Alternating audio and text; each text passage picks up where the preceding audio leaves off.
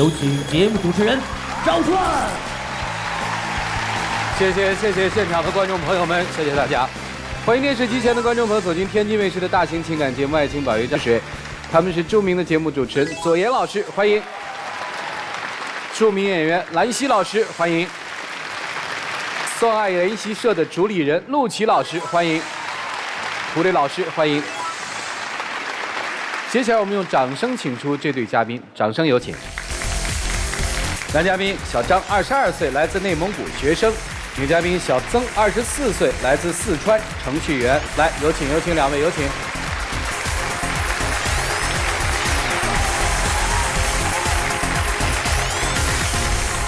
欢迎两位哈，歌唱得好，还可以，还可以啊。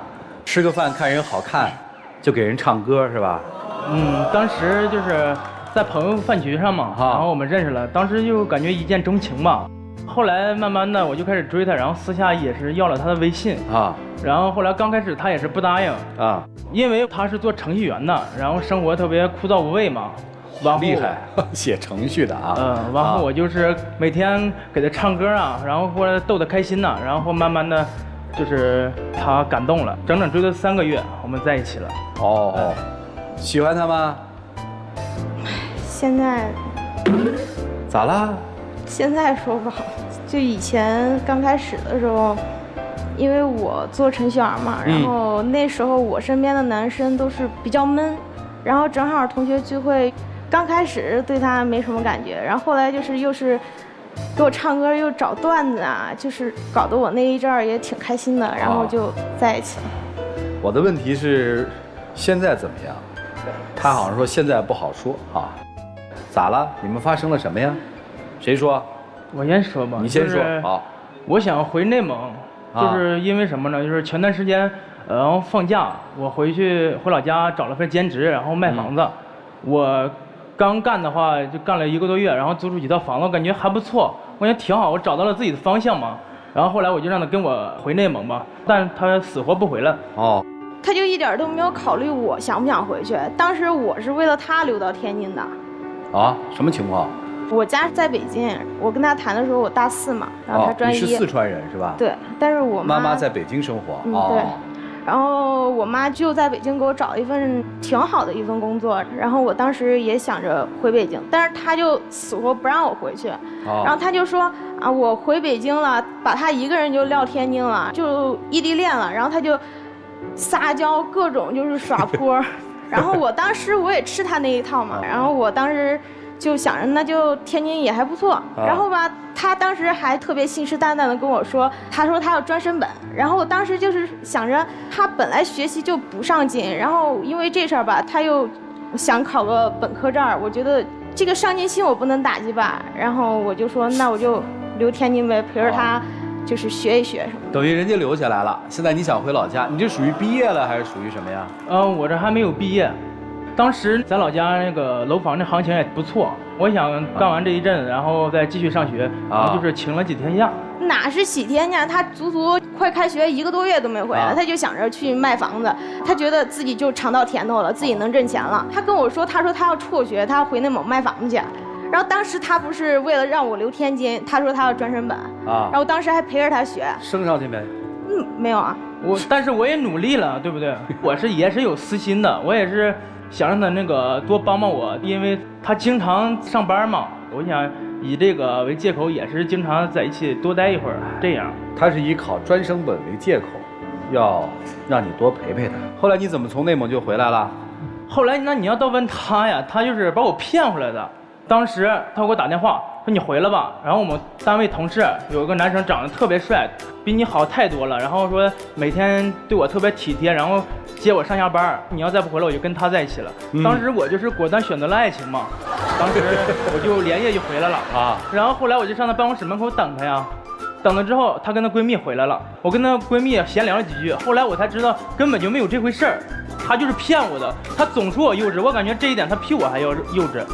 我要不骗他回来，他能回来吗？他根本就分不清哪个重哪个轻，我就觉得他真的就是想一出是一出，就感觉特别幼稚。那他现在把所有东西都想得特别简单。回学校读书了吗？对，后来我回去了。那不是没事了吗？就回来就也不好好去实习，我也不知道他从哪儿认识个什么朋友，他说就跟我说他要搞喜剧。我当时觉得就好不靠谱啊！你这朋友才认识多久啊？你就说你要搞喜剧。我也是很烦他这一点，就是我干什么我还没能干呢，他就说不行不行，就是否定我，就怎么都说我认为我不行。我卖房他也说不行，后来我就回了。后来我想搞喜剧，然后那是我以前的一个梦想，我就是特别喜欢这个东西，他还是说不行。再说干这个东西哪有就是说3年5年就见成效了，对不对？咱们得慢慢来嘛，对吗？对，你着急干嘛呀？啊。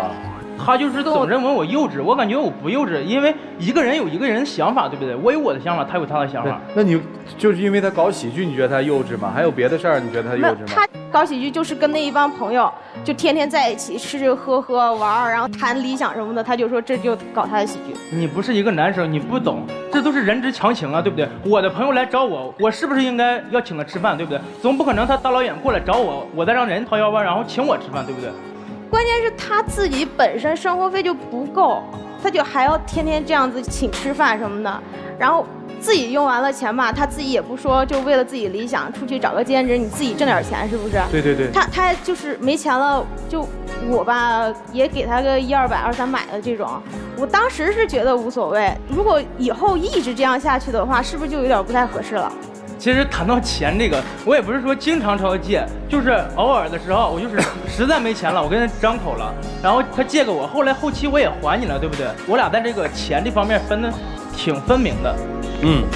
我就是觉得不是说他管我借钱我怎么样，我就觉得他自己没有那个经济基础，他自己也不出去工作，就是说我有一个理想，我要搞喜剧。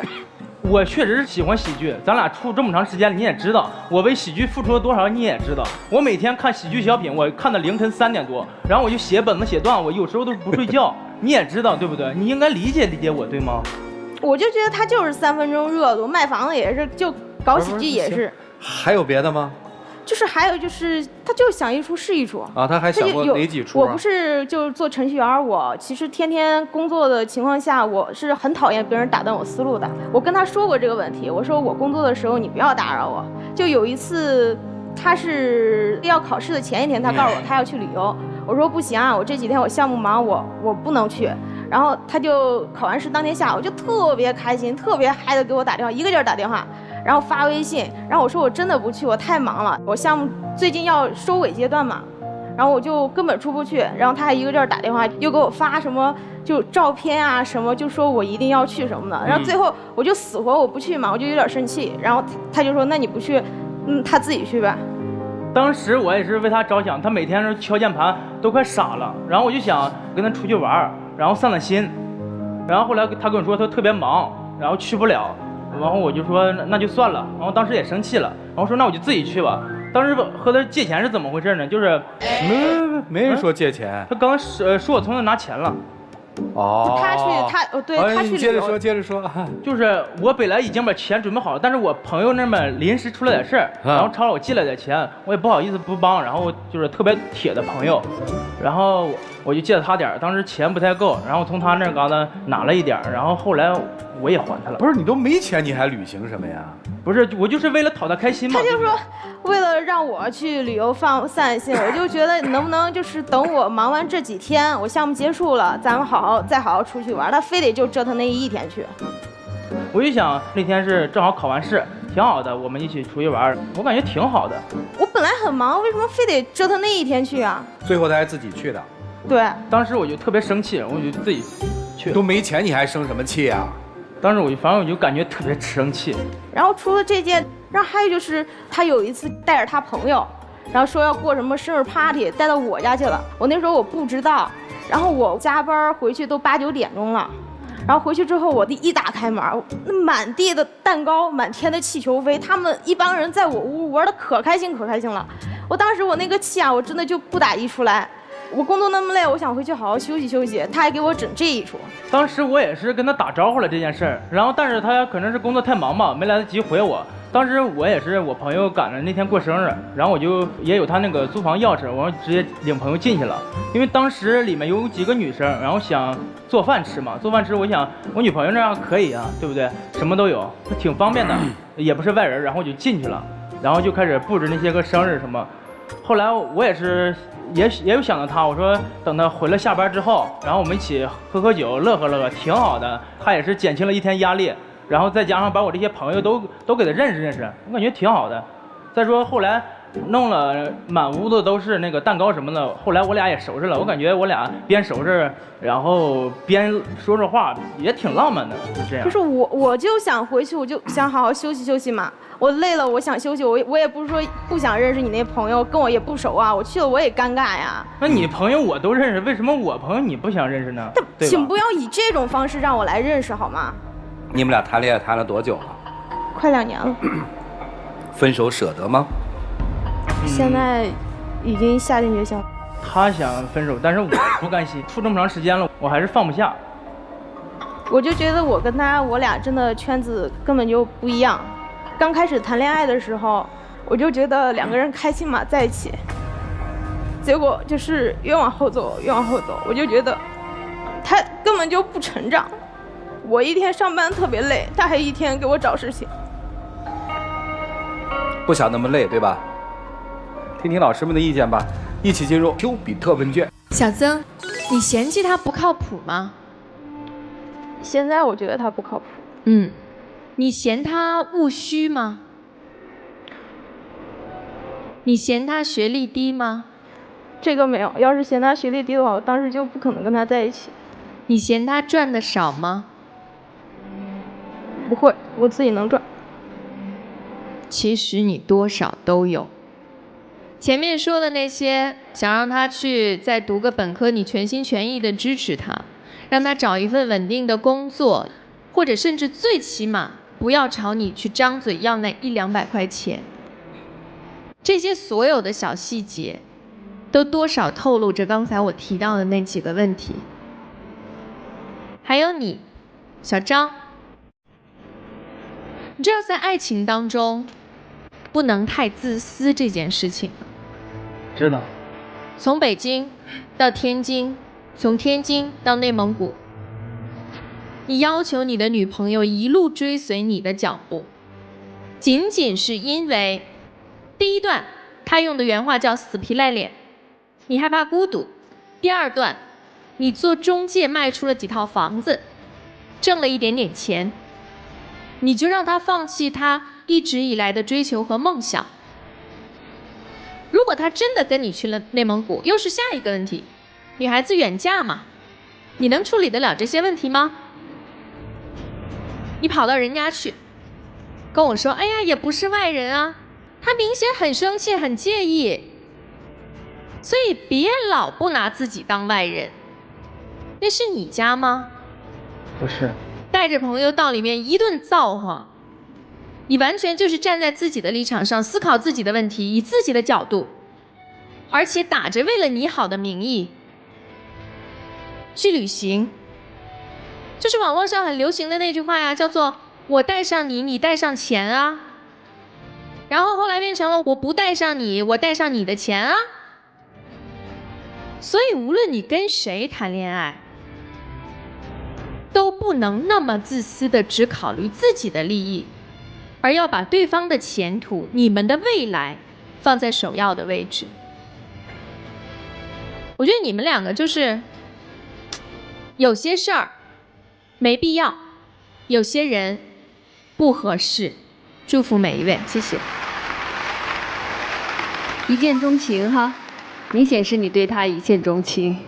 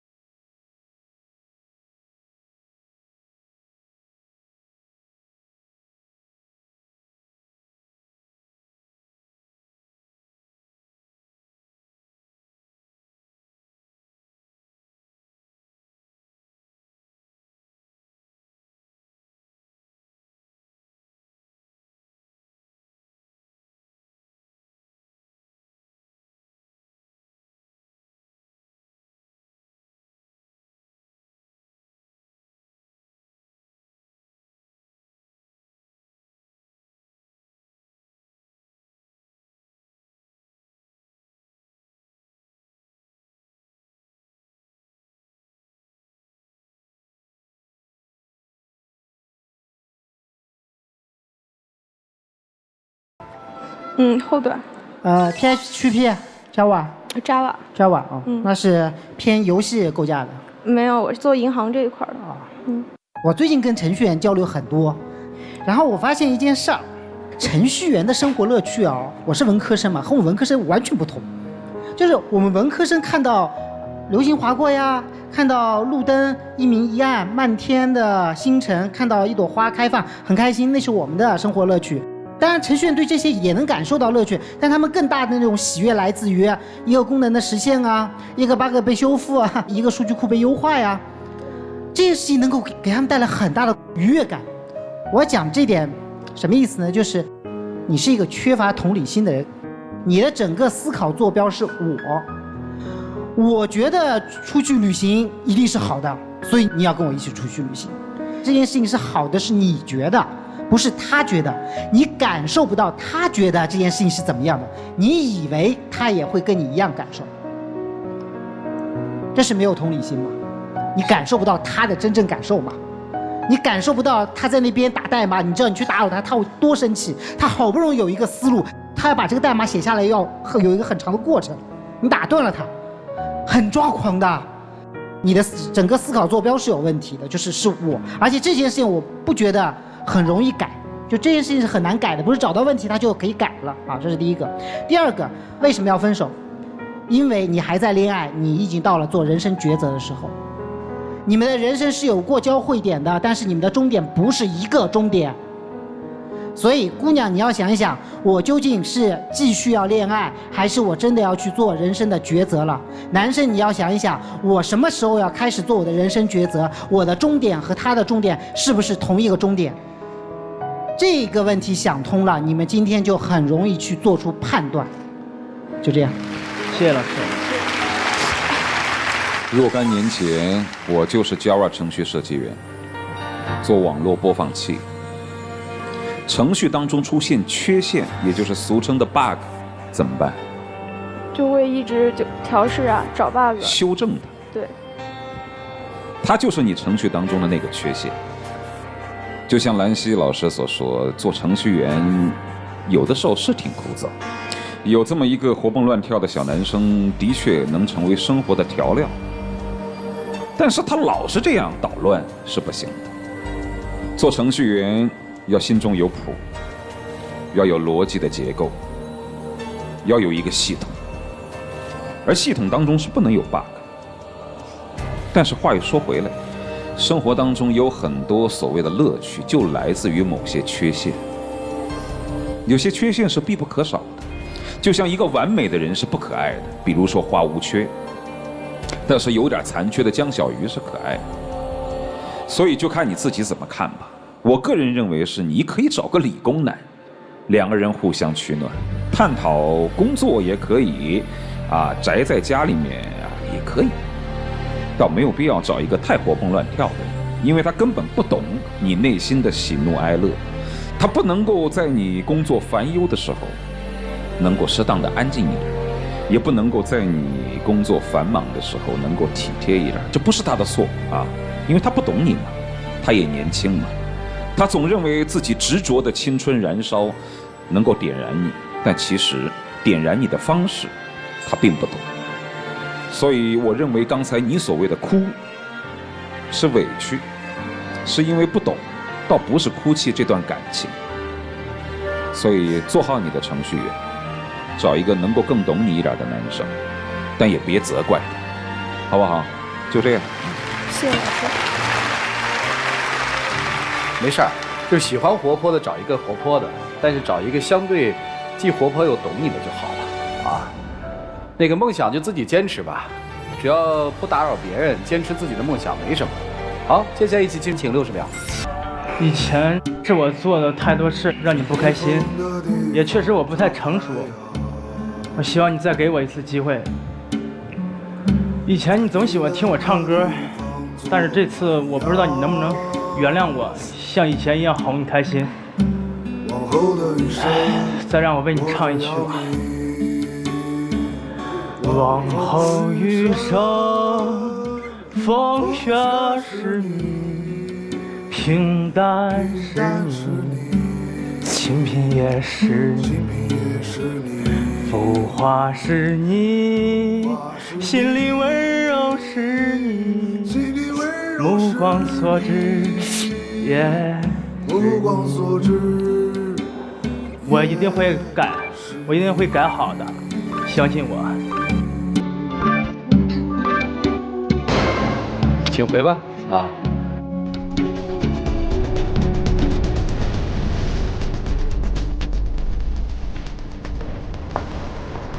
来，请关门，请开门。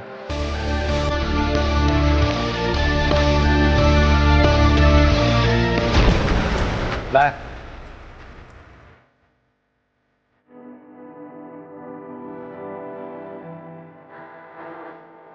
以前确实我不太成熟，然后想的不够全面，然后让他受苦了，所以说在这儿给他道个歉，对不起。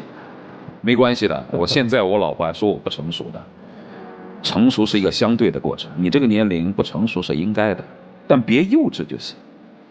回去吧，谢谢你，谢谢。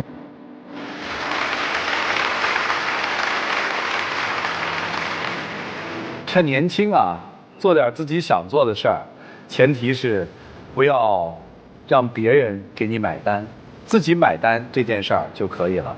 好了，据说接下来的这对嘉宾朋友面临了一个巨大的情感困惑，究竟是怎么回事呢？下面我们就把这对嘉宾请上来，来，掌声有请。男嘉宾小李23岁，来自河北实习技术员；女嘉宾小高22岁，来自河北学生。来，有请两位，有请。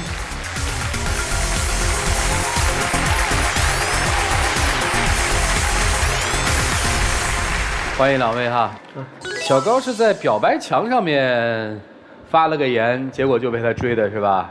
嗯，对。那表白墙是哪儿的表白墙啊？就是我们学校的表白墙。你们学校还专门弄一表白墙？对，因为现在大学生嘛，除了学习，他还需要什么谈个恋爱什么的，然后我们学校就有专门的这个。啊，你们学校表白墙有多大呀？就是一个公众号，然后他的粉丝大概有1000多号人。哦，公众号不是实体墙是吧？不是。你发表的这宣言是什么呀？我就说觉得一个人过大学太无聊了，希望找一个有趣的灵魂，然后和我度过我的后半生。然后你就开始追人家。啊，开始觉得他气质比较符合我嘛，然后不是你在哪上面看的气质？照片是吗？照片呀，他发了照片啊，然后觉得他比较符合我，我就约他出来看电影、吃饭什么的啊，然后一来二去就这么成了。啊，这谈了多久啊？谈了1年多。1年多，现在有问题了哈，要后半生呢，这才1年就不行了。就是我俩刚在一块儿的时候，他对我也很好，然后也很关心我，就什么事儿都考虑着我。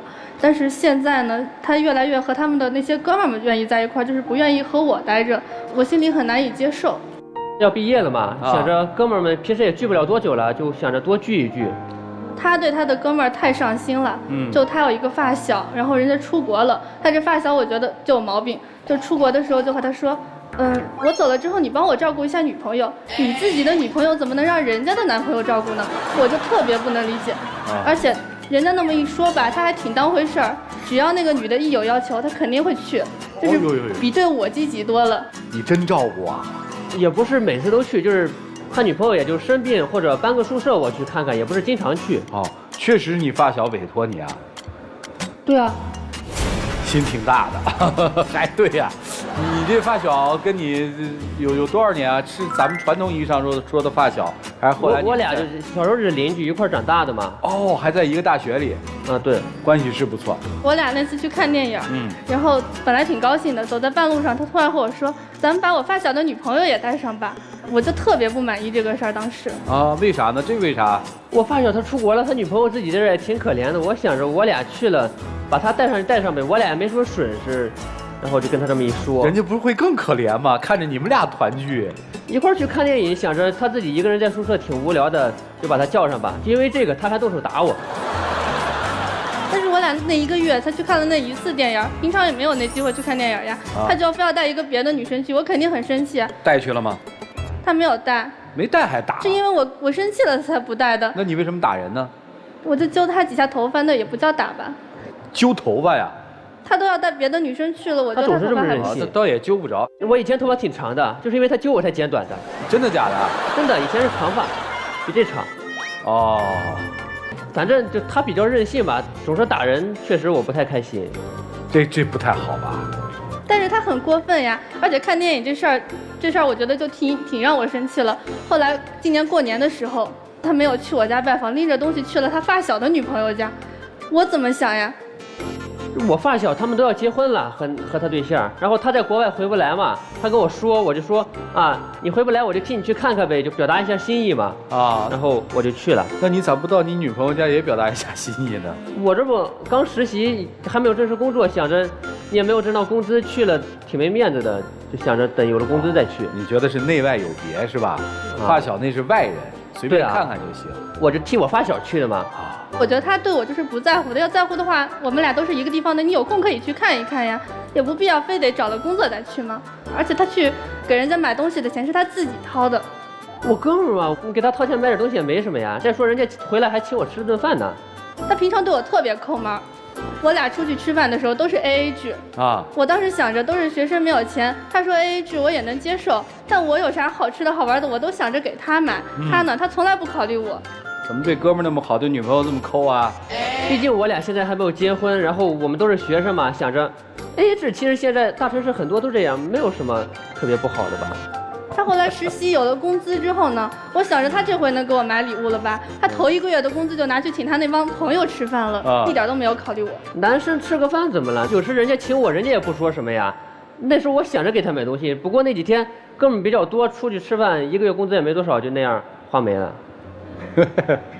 反正你所有事儿都有理是吧？确实，哥们在一块儿，男生一块儿玩玩，还好吧？那你明确的告诉我是哥们儿重要还是女朋友重要？女朋友当然重要，但哥们儿毕竟是哥们儿呀。谁更重要？女朋友重要一点吧，但是就是我和女朋友结婚，哥们儿肯定会叫的呀。啊，我问你谁重要？你是跟哥们儿过一辈子，还是跟你女朋友过一辈子？就这意思啊？女朋友啊，在他心里就很明显，他的哥们儿更重要。就那次他有一个哥们儿失恋了，然后他自己把所有的钱借给人家去散心不说，他不够了来和我借了。我一个学生哪有钱呀？我说咱俩都不够花，你为什么要借给他呢？而且他失恋又不是什么大事儿，就谁还没失过个恋是吧？然后他就不听，我不让他借，他就非要借。我当时都已经和他说，你要是把钱借给他的话，那你就和他一起失恋，你俩一起去散心就得了。但是我哥们儿失恋了，我想着他挺难受，他要出去玩，他跟我说了，他想出去大理嘛，然后就想着多借他点儿，然后最后他还没借我，啊，我自己借的我哥们儿。那你咋没让他去散心呢？我就你这说话不算话，你看你这个。但是我毕竟还是挺喜欢他的。哦，我听来也没什么吧，就是这个阶段吧，平衡不好女朋友和同学之间的关系，没别的了吧？有。他实习的时候那段时间挺忙的嘛，几乎就不来看我，我就挺想和他在一块儿的。然后正好我要考级，我就报一个英语辅导班，然后我想着给他也报上的话，我俩就平常还能做个伴儿。他是学英语专业的，他报的是啥？他报的是专八啊，我过个4级就得了，我去了根本就听不懂。啊！关键我就想让他陪着我呀，就我给他报了班，想让他多陪陪我嘛。然后刚开始他是和我去的挺好的，每天都去。然后过了段时间就隔3差5的不去了。然后我一问他，他就和我说是加班呢。然后我就说，那你把那个共享位置打开，我看一看。我看了看他那位置，确实是在公司。我就想，啊，他好辛苦，那不来就不来吧。但是有一次他连着1周都没有去。我就想他公司这么辛苦，那我去看看他呀。我下了课就拎着水果去看他了，结果到了公司一看，人根本不在。去哪儿了？出去和哥们玩会儿。白天上一天班本来就挺累的，然后晚上再和他去上课。我是真的不太喜欢英语，我就想着我们都要毕业了，也玩不了几次了。为什么你不直接跟他说？你说我不喜欢上专八课。他这人脾气不太好，他总爱动手。你被打怕了？有点吧，就他比较任性，有点啊。就是我后来才知道那个定位是怎么回事儿。他为了骗我吧，特意和他哥们儿借了个手机用，然后把他自己手机留在公司了。主持人，你说他这样骗我，我打他几下不对吗？啊？就是他这样骗我了，我打他几下还不对吗？反正打人是肯定是不对的，至于他骗你是不应该的。而且他那些哥们儿，我觉得不是什么好人。就是有一次我俩吵架了，他一个哥们儿还在微信上跟他说，和他分手吧，他脾气这么暴躁，你和他在一块儿也不幸福。你逗着玩嘛，男生一块儿。哪有拿别人感情开玩笑的？反正我觉得他那个哥们儿有问题，我就不愿意让他去。结果那会儿他毕业，成天有什么散伙饭，然后他哥们儿都老叫他，每次我都不想让他去，他就是不听我的。那哥们儿叫你不能不去啊！你说都快毕业了，一块儿出去吃个饭也没什么吧？就因为那个，他还回去让我写检讨，都什么年代了还写检讨？这散伙饭肯定只吃一次吧？他写了个检讨，我想着就完事儿了，结果第二次又有人叫他，他又去。哥们儿那么多，这哥们儿传个局，那哥们儿传个局，这不很正常吗？你说都是哥们儿，不去多不好呀！这次不写检讨了，直接动手，又打了，又打。我当时真的特别生气，我可能也不是有意的。咱们把这些哥们儿抛开，就说点你们俩的事儿有吗？你告诉我。我们俩就因为他哥们儿这事儿，我俩就经常闹矛盾，就因为他陪哥们儿，他不愿意陪我呀。他哥们儿已经影响到我俩的生活了。听明白了，就是你跟他的哥们儿一直在争风吃醋，对吧？我不是在吃醋，我是在计较他的态度。他对他的哥们儿很明显比我上心，谁是他的女朋友呢？谁和他将来一起过呢？是吧？那说不好，现在你是他的女朋友，未来是谁我们也不知道。后面我今天来是因为什么呀？就是他觉得我现在对他太冷淡了，觉得我哥们儿什么都重要。现在我们都一块儿毕业了，就是聚的也少了，然后也有了工作，就基本上见不了几次面。这不就没事儿了吗？就说他这个工作呢，因为我们俩都是张家口的，我就很希望他将来毕了业也能和我留在张家口，然后我俩一起奋斗。但是呢，他就不听我的。那天让我爸托人给他介绍个工作，然后都和人家说好了，结果他也答应了我了。然后到了面试那天他没有去，我爸就特别尴尬。我学的是电器，他给我介绍那个工作和我专业完全不对口。那你别答应他呀。那是想着他跟我说了，我就答应就答应了呗，要不人家又爱动手。而且就是去了干了几天干不好的话，他爸也不太好交代。而且我跟我哥们儿，我俩在石家庄都签了一个工作了，发展前景还是不错的。他其实就光想着和他哥们儿一起去，他根本就不考虑我。我当时都已经和他说了，希望他留下来，他就是不愿意。他现在大3，他要升大4。那他大4也有实习，我说我在石家庄给你找一份实习工作，他就不乐意。但是他去上班了，我们最起码半年见不到呀，我当然不愿意呀。我放假了也可以回来看他嘛，就是，也许现在关系确实有点就是俩人太近了，分开点就哪怕2周见一次也挺好的。就是他现在就想远离我，他就是想借这个借口躲着我。其实他把这个话的核心说出来了，问题的核心说出来，你们俩太近了，那你想怎样呢？我就是想让他留在张家口工作，然后别去石家庄去，我就不想让他离开我。如果他一定要离开呢？他一定要离开的话，我真的不知道该怎么走下去，因为现在矛盾挺多的。他要再离我远点，我觉得将来我俩关系慢慢的越来越淡，就。其实说白了就是你认为他没有把你当成世界的中心，对吧？对。更大的中心是他和他的那些朋友们，是吧？对。而现在他要毕业，又要去一个跟你的规划相违背的一个地方，你有点无法接受，是不是这意思啊？是。行吧，老师们，你们看看应该怎么化解这一段吧。我们一起进入周比特问卷。小李啊，老挨打呀。不是老挨打吧？打那么几下也不是一直打，但他就是爱动手。他打我也生气啊，但是打完了，他这人又爱撒娇，也就过去了吧。但是现在你明显今天站在这儿的态度，是一副想要逃跑的样子。你不知道面对这样的女朋友要如何处理，抓你抓得太紧了，对不对？有点现在。何高，他是学技术的，对吗？对。你让他陪你去上英语课，那你说他要是给你报个班儿，让你去跟他学技术，你听得懂吗？听不懂。那你会陪他去吗？我会陪他去吧。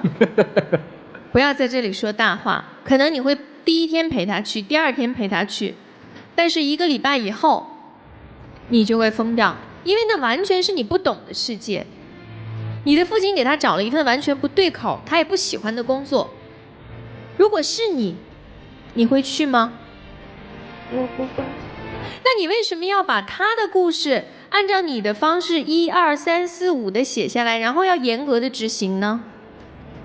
在我听来，一个男孩和哥们儿出去吃饭，一点问题都没有啊。不能太自我，你想怎么样就怎么样。这个男孩刚刚他说了一句话，我来解释为什么在他心目当中朋友比女朋友可能要重要一些。我问你啊，小伙子，你说，朋友和老婆哪个更重要一些？老婆重要啊。那刚才他说了什么？他说现在 AA 制很好啊，很多大学生都是 AA 制啊，我们两个又没有结婚。但是朋友哥们儿在他这儿现在是一辈子的。可是你显然因为你们很年轻，我觉得他说的也是对的，不一定会走到最后。所以还是那句话，珍惜眼下的每一分每一秒，处理好现在的感情就够了。祝你们幸福，谢谢。我可能会有一些不太一样的观点啊。刚刚看你们资料的时候，看到最多的字眼就是哥们儿。刚才上来听你们跟赵传老师一番沟通以后，仍然是哥们儿出现的频率最高。在哥们儿眼里，你应该是一个很仗义的好朋友的形象，对吧？但是呢，就目前发生的事情来说，显然在跟哥们儿的这个交往的尺度上和女朋友的交往尺度上，我觉得你可能把握的不是很好。就比如说你们俩去看电影，女朋友当然更想单独的跟你在一起享受那份恋爱的甜蜜，但是你可能会考虑到，这会儿哥们的女朋友会比较孤单在家里，我可能出于好心，我想要带她一起。这个点的提出肯定会让你现在的女朋友不高兴。我觉得我很能理解女孩的这个心思，在这件事情上，你可能选择这样的处理方式是不太对的。你可以就是通过其他的方式介绍你的女朋友和你哥们的女朋友认识，让他们俩成为好朋友，让他们俩单独的去逛街或者做一些女孩子之间的事情。可能这样子的话，对于你想要替哥们照顾这个女朋友，可能是另外一种方式。还有就是女孩，我会觉得你可能相对任性也主动了一些，比如说你给她一厢情愿的安排那个辅导班，比如说她毕业之后，你一厢情愿的让家里人又给她安排不对口的工作。那你这种做法，我只能认为是你们俩的这段感情没有给到你足够的安全感。你觉得这个男孩在眼前都有这些事情让我抓不住，那如果分开了，肯定这段感情就没有了。但其实你想错了，一段真正经得起考验的感情，就是一定要经得起异地恋的考验。不是说我们一定要刻意的用异地恋去考验这段感情，而是说我们各自相对离得远一点，再去看这些问题，我们可能退一步，我们的格局，我们的眼光可能会更开阔一些。所以我觉得你不要太急于把眼前这个男孩抓住，其实你越抓他跑得越快。那男孩其实在对哥们儿的这个感情和对女朋友的这个交往尺度上，我觉得你应该掌握得更好一些。女孩总是觉得她不如哥们儿在你心目中的位置，所以她才会没有安全感。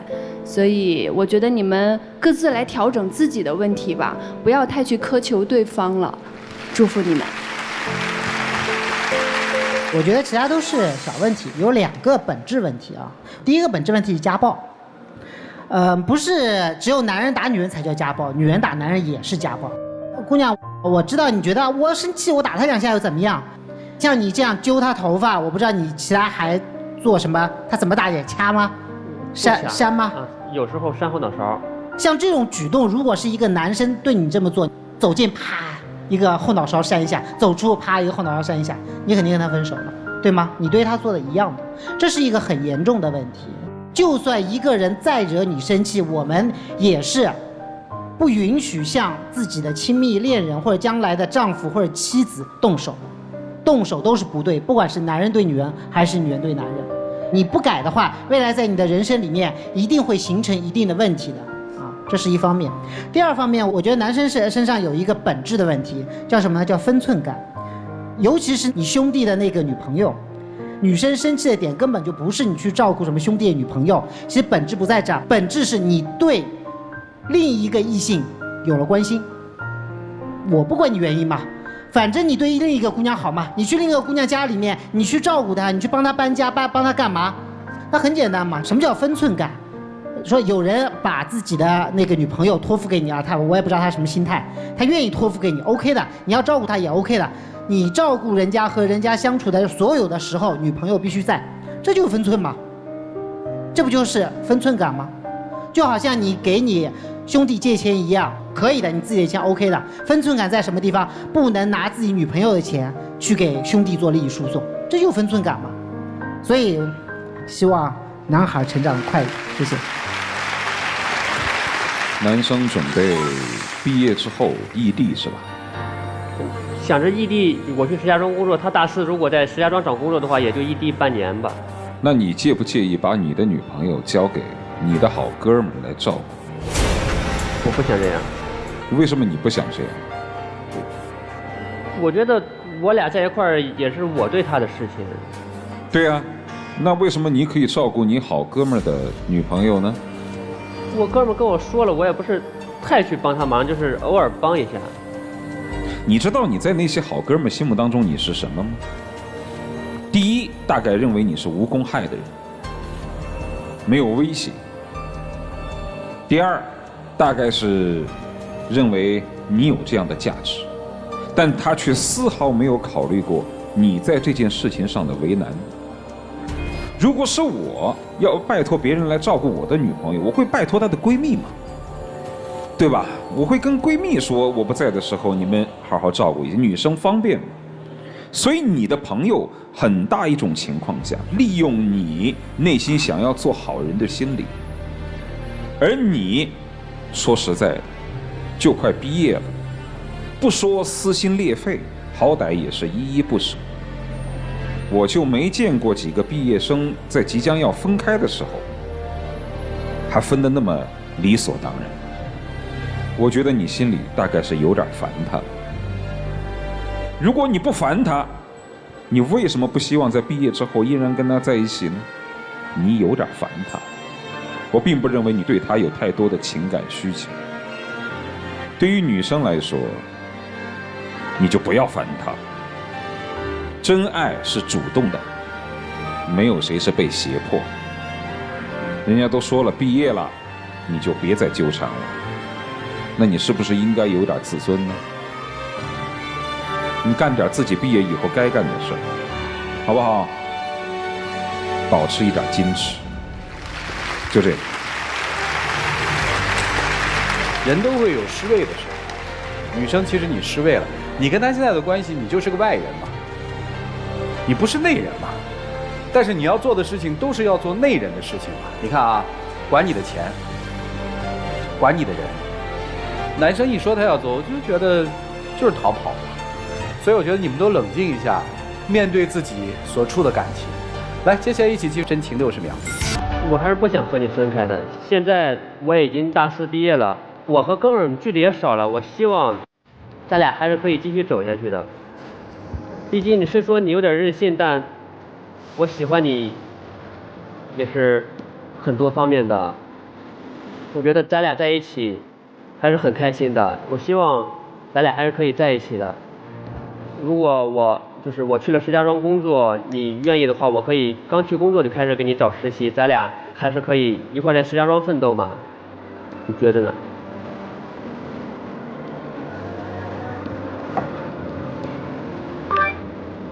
我还是很舍不得你的。好，谢谢两位，请回吧。这恋爱谈的，一个炙热，一个冰冷。来，请关门，请开门。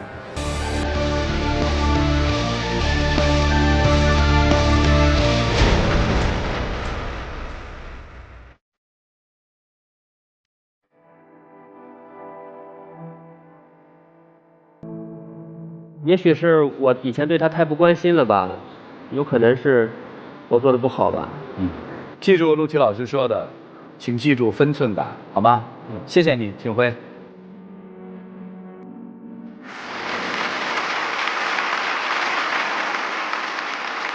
其实，大学的恋爱是人生的一段经历和过往。如果你们认真的谈过，也不要太苛责结局是怎样的。一起进入伊贝诗爱情保鲜。有网友提问说，女朋友大我4岁，她呢已经工作2年多了，我现在刚刚大学毕业，她就让我买房买车，不然就分手，怎么也得给我几年时间吧？是我太无能，还是女友太物质？